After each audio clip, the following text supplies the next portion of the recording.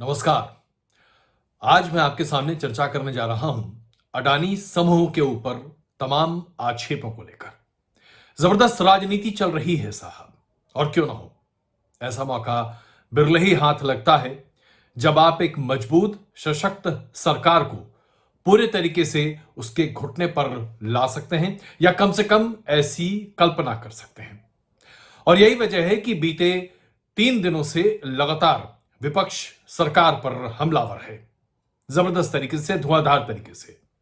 2 दिनों से संसद का सत्र नहीं चल पा रहा क्योंकि विपक्ष की मांग है कि अदानी समूह के शेयर पे तथाकथित घोटाले के जो आरोप हिंडनबर्ग ने लगाए हैं, उसकी रिपोर्ट ने लगाए हैं, उन आरोपों की जांच होनी चाहिए।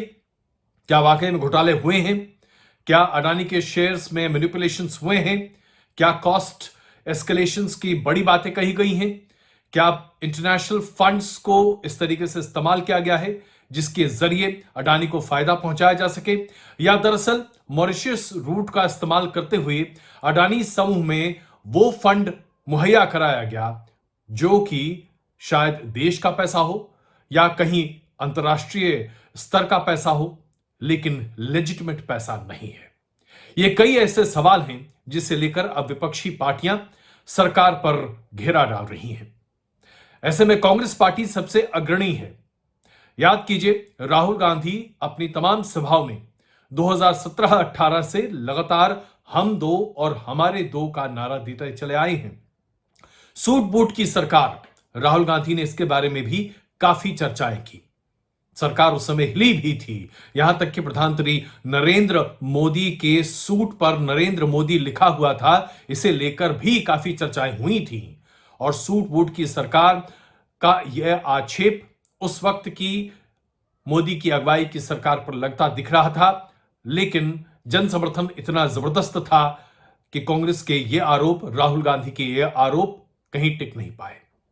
लेकिन अब अडानी समूह के ऊपर 24 जनवरी के बाद से हिंडनबर्ग की रिपोर्ट के ऊपर जो तमाम संकट के बादल मंडरा रहे हैं, जिसकी वजह से भारतीय स्टॉक मार्केट में तबाही मची हुई है, उसकी वजह से कांग्रेस को अब बीजेपी और मोदी पर हमलावर होने का पूरा मौका मिल गया है।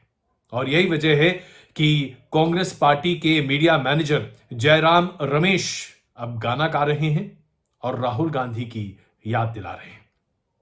ममता बनर्जी जबरदस्त तरीके से हमलावर हैं और ये पहला मौका है शायद बीते 8 सालों में जब विपक्ष की लगभग सभी पार्टियां एकजुट होकर संसद में न सिर्फ हमलावर हैं बल्कि देश भर में एक साथ आती दिखाई दे रही हैं। 17 विपक्षी पार्टियों ने एक साथ संसद में अडानी समूह के पूरे मसले पर चर्चा की मांग की है। मांग की जा रही है कि जॉइंट पार्लियामेंट्री कमेटी बिठाई जाए जो जांच करे कि आखिरकार इसमें कहीं घोटाला है या नहीं, देश को नुकसान हुआ या नहीं। इसके साथ साथ यह भी मांग की जा रही है कि अगर आप जेपीसी बिठाने को तैयार नहीं है तो सुप्रीम कोर्ट के मुख्य न्यायाधीश की अध्यक्षता में एक कमेटी का निर्धारण किया जाए जो कि इस पूरे मामले की जांच करे और जांच की रिपोर्ट को नियंत्रण के साथ साथ नियमित तरीके से सार्वजनिक भी किया जाए। ये ऐसे नहीं होता जब अचानक इतना बड़ा मसला बन जाता है। 2G घोटाला यूपीए सरकार के लिए गले की फांस बन गया था और आज एक बार फिर मौजूदा सरकार के सामने एक बड़ा सवाल है कि क्या अडानी समूह के इस तथाकथित तौर पर गड़बड़झाला की वजह से सरकार के लिए मुश्किल के दिन सामने आएंगे। तो ये तमाम मसले हैं जिसे लेकर विपक्ष हमलावर है। लेकिन जरा हम आज की बात कर लें, आज क्या स्थिति है। सबसे पहले मैं आपको यह बताना चाहता हूं कि अडानी समूह का मार्केट कैप, यानी कि पूरे जो ग्रुप्स कंपनी है सबों का अगर आप मार्केट कैप ले लें तो यह मार्केट कैप $218 बिलियन था 14 जनवरी या उससे पहले। लेकिन आज अडानी समूह के सभी कंपनियों का मार्केट कैप सिर्फ $107.5 बिलियन है। यानी कि अगर आप भारतीय संदर्भ में समझने की कोशिश करें तो स्टॉक मार्केट से बीते 6 दिनों में स्टॉक मार्केट से 10 लाख करोड़ अडानी समूह के मार्केट वैल्यूएशन में कमी आ चुकी है। 10 लाख करोड़ सिर्फ अडानी समूह का वैल्यूएशन। और यह अपने आप में बहुत बड़ी रकम है। मैं आज के आंकड़े आपके सामने प्रस्तुत कर रहा हूं, इसी से आप समझ जाइए कि स्थिति क्या है। 24 जनवरी को अडानी एंटरप्राइज, जो कि अडानी समूह की सबसे बड़ी कंपनी है, उसका मार्केट वैल्यू यानी कि शेयर प्राइस था 3,442। आज उसके शेयर वैल्यू है 1,586, यानी कि तकरीबन 54% की गिरावट। अडानी पोर्ट्स 761 रुपए का शेयर था, जो कि अब 498 रुपए का हो गया है, करीबन 35% की गिरावट। अंबुजा सीमेंट, इसे अडानी समूह ने बड़े फैनफेयर के साथ खरीदा था। अंबुजा सीमेंट की कीमत थी एक शेयर की 498 रुपए 24 जनवरी को, जो कि अब 373 रुपए है, 25% की गिरावट। एसीसी कीमत थी एक शेयर की 2,335 रुपए, जो कि अब घटकर 1,926 पर है, यानी कि 17.5% की गिरावट। अडानी पावर 274 रुपए का शेयर था, जो 191 पर चल रहा है, 91 पर चल रहा है, 30% की गिरावट। अडानी ग्रीन 1,916 रुपए का एक शेयर था, जो अब 934 रुपए का हो गया है, 51% से भी ज्यादा की गिरावट। अडानी विल्मर, जो कि 572 रुपए का एक शेयर था, 399 रुपए का हो चुका है, 30.5% की गिरावट है। अडानी ट्रांसमिशन 2,762 रुपए का एक शेयर हुआ करता था, जो अब 1,396 रुपए पर आ गया है, 50% की गिरावट। अडानी टोटल गैस 3,891 रुपए का एक शेयर हुआ करता था, जो अब 1,622 रुपए पर आ गया है, तकरीबन 60% की गिरावट। इसके साथ साथ अभी ताजा क्या और क्या क्या बातें हुई हैं। स्विट्जरलैंड की क्रेडिट स्विस ने यह साफ कह दिया है कि वो क्रेडिट स्विस अब अडानी बॉन्ड्स को मॉरल गारंटी के तौर पर नहीं लेगी। उसे लेवरेज कर आप अब लोन नहीं ले सकते और ना ही उसका फायदा उठा सकते हैं। सिटी ग्रुप ने साफ तौर पर कह दिया है कि अडानी ग्रुप की सिक्योरिटीज को आप मॉर्गेज नहीं कर सकते, क्योंकि सिटी बैंक अब इसे मानने को तैयार नहीं है। इसके साथ साथ मूडीज, जो कि एक रेटिंग एजेंसी है, उसने यह कहा है कि अडानी समूह के पास आने वाले समय में कैपिटल रीजनरेट करना, यहां तक कि पैसे को वापस मार्केट में डालना और अपने पेमेंट्स समय पे कर पाने की क्षमता शक के घेरे में है। इसलिए अडानी समूह को अब विचार करना पड़ेगा कि क्या वो अपने इंटरनेशनल पेमेंट्स वक्त पर कर सकते हैं। अब यहां पर सवाल आता है कि अडानी समूह के ऊपर इंटरनेशनल पेमेंट्स का कितना जोर हो सकता है। मैं इसके कुछ आंकड़े आपके सामने रख रहा हूं।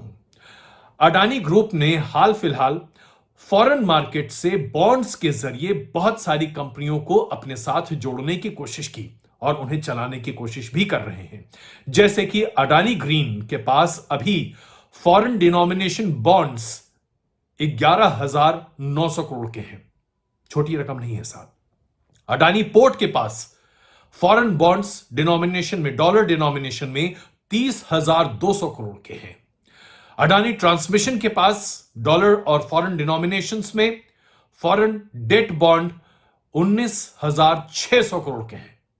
ये तमाम बॉन्ड्स अडानी ग्रुप के हैं, जिसे कि बाहर लेवरेज कर पैसा लाया गया है भारत में, और अडानी समूह की कंपनियां इससे अपना काम भी कर रही हैं और रीपेमेंट्स भी कर रही हैं।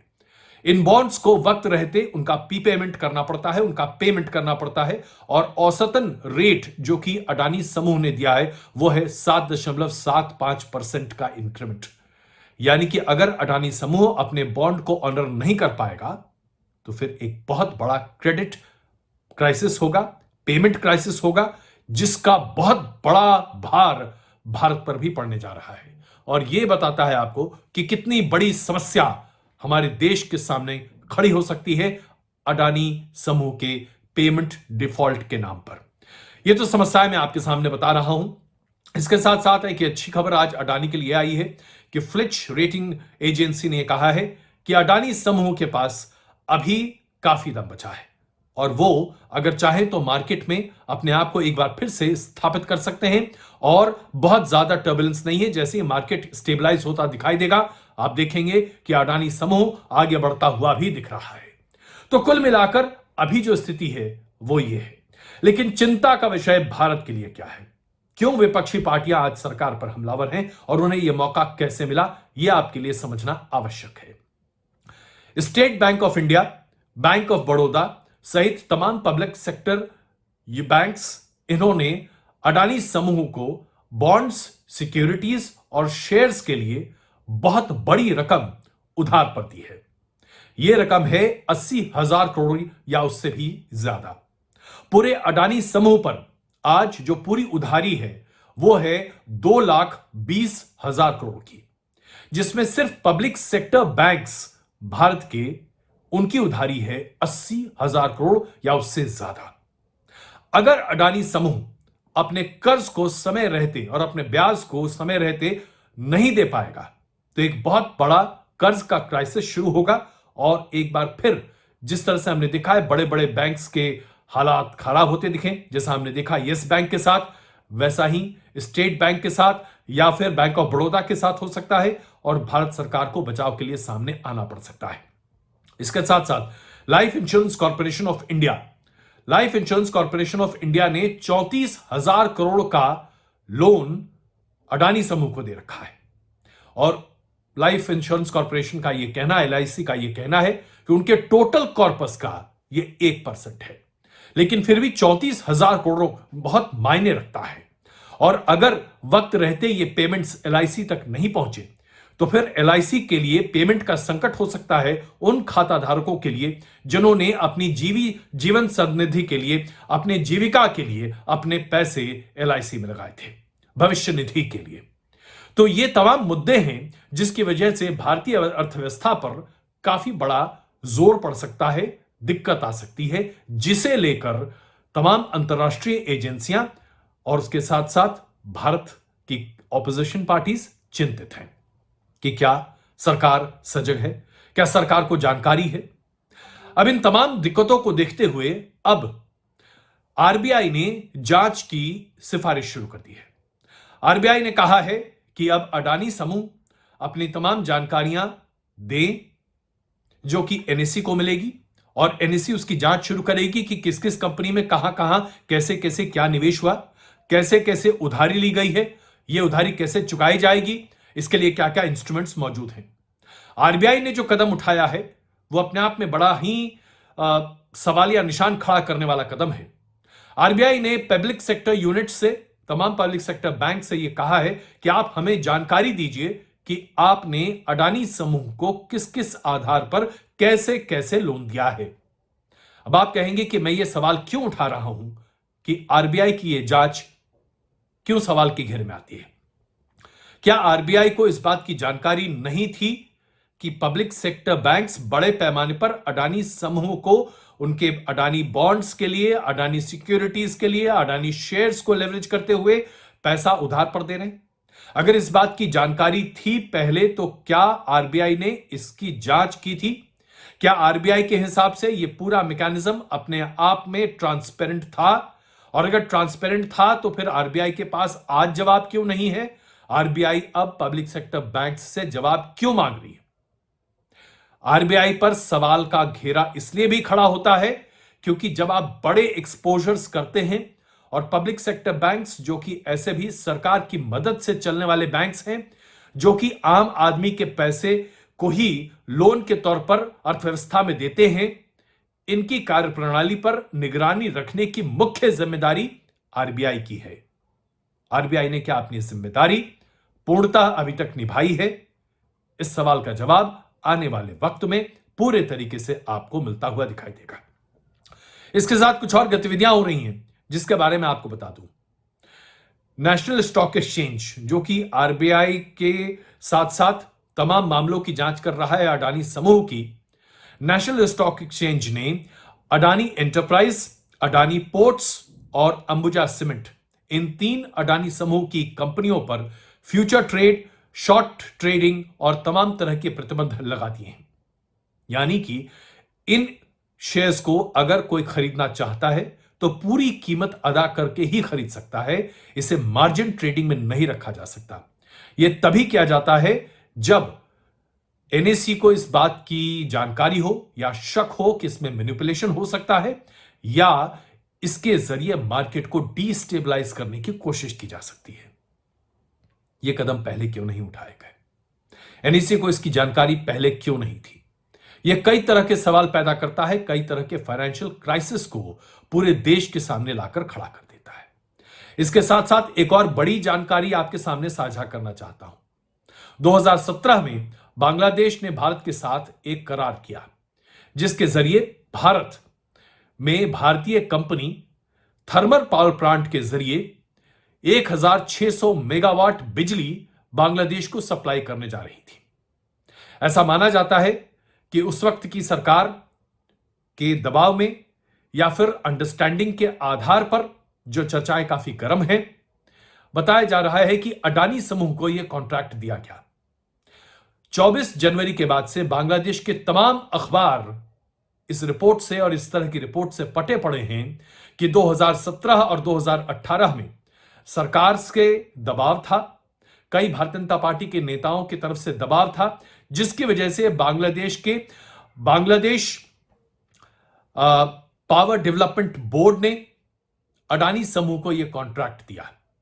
लेकिन यह कॉन्ट्रैक्ट बांग्लादेश के लिए बहुत महंगा साबित होने जा रहा था, क्योंकि बांग्लादेश 10 रुपए से भी ज्यादा प्रति यूनिट बिजली की कीमत अदा करने जा रहा था।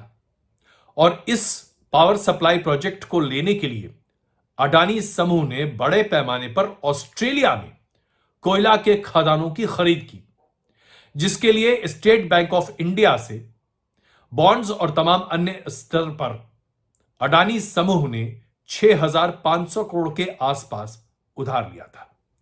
उस वक्त भी इस पर कई तरह की चर्चाएं सामने आई थी। ताजा खबर यह है कि बांग्लादेश के विदेश मंत्री ने और पावर मिनिस्टर ने भारत सरकार के सामने कुछ महीनों से लगातार यह पेशकश की थी कि अडानी ग्रुप के साथ जो संबंध और करार किए गए थे पावर खरीदने के लिए, बिजली खरीदने के लिए, वो बहुत महंगी दरों पर थे और इस पर रिवीजन होना चाहिए। ताजा जानकारी यह है, बांग्लादेश के अखबारों के मुताबिक बताया जा रहा है कि अडानी ग्रुप ने अब इस बाबत अपनी कीमत कम करने का मन बना लिया है। मार्च 2023 से यह पावर सप्लाई शुरू हो जाने जा रहा है। इसका पावर प्लांट झारखंड में लगाया गया। गौडा पावर प्लांट, जो पूरा पावर प्लांट अडानी का है। ट्रांसमिशन लाइन जो कि झारखंड से बांग्लादेश तक तैयार की जानी थी एक्सक्लूसिव, वो तैयार हो चुकी है और मार्च 2023 से बिजली बांग्लादेश को बेची जाएगी। कीमत क्या तय हो रही है इसके बारे में अभी जानकारी उपलब्ध नहीं है, लेकिन हां यह तय है कि उस कीमत पर बिजली सप्लाई या नहीं बेची जाएगी जिस कीमत पर इसका करार हुआ था। और इसकी बड़ी वजह बांग्लादेश यह बता रहा है कि बांग्लादेश ने जो दूसरे पावर प्लांट्स लगाए हैं बांग्लादेश में, जिससे बिजली का सृजन होगा, उसके लिए कोयला जो बांग्लादेश खरीद रहा है वो $250 प्रति मेट्रिक टन है। लेकिन अडानी के साथ जो करार किया गया था उसमें कोयला की कीमत $400 प्रति मेट्रिक टन लगाई गई थी। इसलिए बाजार की कीमतों से अडानी के द्वारा प्रोक्योर किया गया कोयला कहीं ज्यादा महंगा है। इसलिए यह पावर परचेज एग्रीमेंट बहुत माकूल नहीं है बांग्लादेश के लिए। 25 साल के लिए बांग्लादेश पावर डेवलपमेंट बोर्ड यह बिजली खरीदने जा रहा है भारत से और अडानी समूह इसे सप्लाई करने जा रहा है।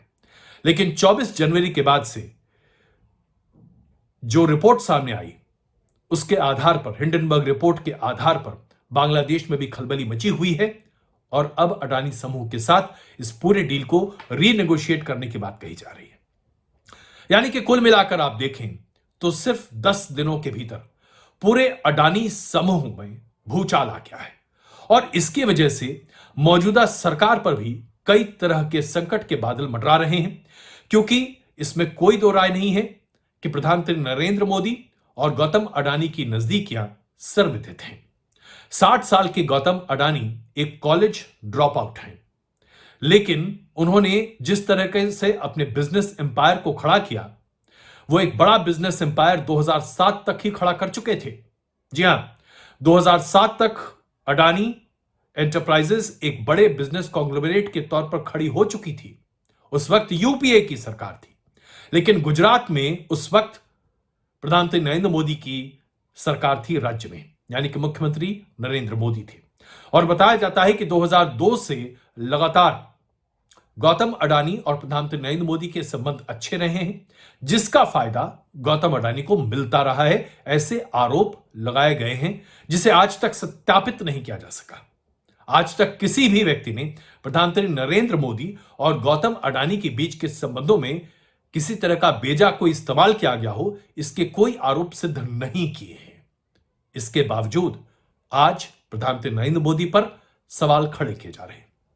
अगर गौर से देखिए तो जितने भी बड़े इंफ्रास्ट्रक्चर प्रोजेक्ट्स हैं, उन तमाम प्रोजेक्ट्स को अगर आगे बढ़ाना होता है तो कौन कंपनी है जो मोदी सरकार के लिए संकट मोचक बनकर सामने आती है? अडानी एंटरप्राइजेस। अब मैं कुछ ऐसे ही बातों को आपके सामने रख रहा हूं जो इंफ्रास्ट्रक्चर प्रोजेक्ट्स हैं, जैसे कि अगर 3100 माइल के रोड नेटवर्क को तय करना है, उसे आगे बढ़ाना है, तो अडानी समूह लार्जेस्ट प्राइवेट ऑपरेटर के तौर पर सामने आता है। अगर 6 एयरपोर्ट से आगे बढ़ते हुए 16 एयरपोर्ट्स के मेंटेनेंस की बात करनी है, अडानी एयरपोर्ट को इसे दिया जाता है। रिन्यूएबल एनर्जी, जो कि मोदी सरकार का प्रमुख फोकस है, इस पर जोर देने की बात की जाती है, तो $70 बिलियन के रिन्यूएबल एनर्जी के कॉन्ट्रैक्ट्स को और उसे आगे बढ़ाने के लिए कौन सा समूह सामने निकल कर आता है? अडानी समूह निकल कर आता है। अडानी समूह ने हर मौके पर जहां जहां भारत को इंफ्रास्ट्रक्चर में डेवलपमेंट की बात निकल कर आई, वहां पर मोदी सरकार के समर्थन में और मोदी सरकार के साथ आगे बढ़ने की बात कही गई है। यही वजह है कि आज अगर देखा जाए तो अडानी समूह एक बहुत बड़ा कॉन्ग्लोमरेट है जो कि पूरे तरीके से भारत की अर्थव्यवस्था पर अपनी छाप छोड़े हुए है। आप चाहे पोर्ट्स की बात कर लीजिए, पावर ट्रांसमिशंस की बात कर लीजिए, खाद्य तेल या इस तरह की बात कर लीजिए जो कि अडानी विल्मर ग्रुप बनाता है। इसके साथ साथ आप अडानी ग्रीन्स की बात कर लीजिए, तमाम ग्रीन प्रोजेक्ट्स। अडानी एंटरप्राइजेस की बात कीजिए जो कि कई तरह के प्रोजेक्ट्स को लेकर सामने है और विस्तृत उसके साथ है चीजें। सीमेंट की बात कर लीजिए, एसीसी और अंबुजा दोनों सीमेंट की बड़ी कंपनियां हैं और ये दोनों कंपनियां आज किसके पास हैं? अडानी के पास हैं। तो ये तमाम बड़ी बड़ी कंपनियां, इंफ्रास्ट्रक्चरल इन्वेस्टमेंट्स आज अडानी समूह के द्वारा ही भारत में किया जा रहा है। लेकिन ये सब कुछ 24 जनवरी के बाद से जो कुछ हुआ है, उसने भारत के ऊपर कई तरह के सवालिया निशान भी खड़े कर दिए हैं। एक ऐसे मौके पर जबकि भारत विश्व की तीसरी सबसे बड़ी अर्थव्यवस्था बनने के रास्ते पर चल रहा है और प्रधानमंत्री नरेंद्र मोदी की अगुवाई में देश में एक बेहतरीन बजट पेश किया गया है, गौतम अडानी और उनके पूरे व्यवसायिक समूह पर एक बड़ा प्रहार मोदी सरकार के भविष्य की कई योजनाओं पर कुठाघात करता है। इसकी सबसे बड़ी वजह यह है कि तमाम अंतर्राष्ट्रीय कंपनियां और उसके साथ साथ विदेशी निवेश करने वाली कंपनियों को अब इस बात पर विचार करना पड़ेगा कि क्या हिंदुस्तान में कंट्रोल्स सही हैं? क्या ट्रेडिंग एक सही पैमाने पर की जा रही है? क्या ट्रेड मैल प्रैक्टिसेस भारत में बड़े पैमाने पर नियंत्रित हैं? मोदी सरकार ने भ्रष्टाचार पर पूरी तरीके से नियंत्रण पा लिया है या पाने की कोशिश कर रहे हैं? और अगर नहीं तो फिर यह क्या है? अडानी समूह के गड़बड़ झाले की बात जो हिंडनबर्ग रिपोर्ट सामने रखती है, 100 पन्ने की रिपोर्ट, जिसका जवाब 413 पन्नों में अडानी समूह ने सामने रखा है, अगर इसमें से कुछ भी सत्यापित हो जाता है तो भारत सरकार के द्वारा नियंत्रण की तमाम कोशिशों पर धता बताया जाएगा। कहा जाएगा कि भारत अभी भी एक मैच्योर्ड इकोनॉमी नहीं है, यहां पर पॉलिसीज स्टेबल नहीं है, यहां नेपोटिज्म होता है, यहां पर भाई भतीजावाद होता है और कॉर्पोरेट प्रैक्टिसेस ट्रांसपेरेंट नहीं है, जिसकी वजह से दिक्कतें बढ़ सकती हैं। मोदी सरकार के लिए यह इसलिए भी मुश्किल का वक्त है क्योंकि कोविड की मार से उबर रहे चीन में अब निवेश के बारे में विदेशी कंपनियां सोच रही हैं। ऐसे मौके पर जब एप्पल जैसी कंपनियां अपने निवेश को चीन से निकालकर भारत में ला रही हैं, तो फिर अब तमाम अंतर्राष्ट्रीय कंपनी को यह सोचना पड़ेगा कि क्या भारत में रेगुलेटरी मैकेनिज्म्स सही हैं। इस यक्ष प्रश्न का जवाब आने वाले दिनों में मिलेगा, लेकिन इसमें कोई दो राय नहीं है कि मोदी सरकार के लिए अडानी समूह पर ये जो संकट के बादल हैं, मोदी सरकार पर इसका असर जरूर पड़ेगा। क्या लोगों में विश्वास कब होगा, आने वाले दिनों में समझ में आएगा। लेकिन प्रधानमंत्री नरेंद्र मोदी की सरकार को बड़े पैमाने पर फायर फाइटिंग की आवश्यकता पड़ने वाली है।